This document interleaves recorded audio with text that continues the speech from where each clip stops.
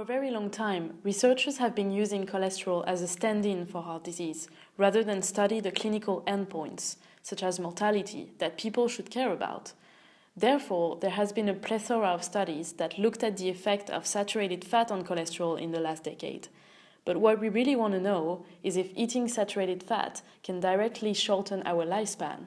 In modern times, people have done the same sort of studies on the correlation between higher saturated fat intake and the likelihood of suffering from heart disease, and found completely opposite lipid mortality trends. The lower your cholesterol levels, the more likely you are to die, and the higher the saturated fat content in the diet, the lower is your coronary heart disease risk. One study in particular from Children's Hospital in Auckland measured whether people get more heart disease if they eat saturated fat. The meta-analysis that combined relevant studies over the years also found conflicting results and concluded that there is no relationship between saturated fat in the diet and the end point of heart disease.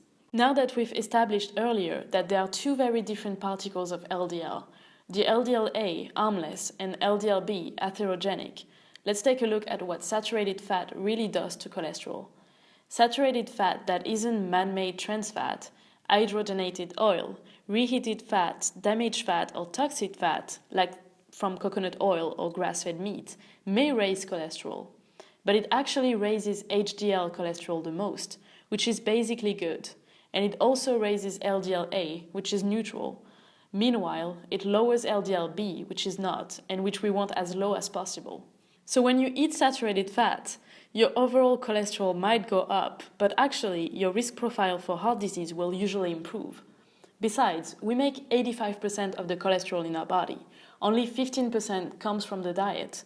So eating cholesterol has very little impact on the cholesterol levels in the body. It's the other things in the diet that matter. Years ago, the Canadian guidelines removed the limitation of dietary cholesterol.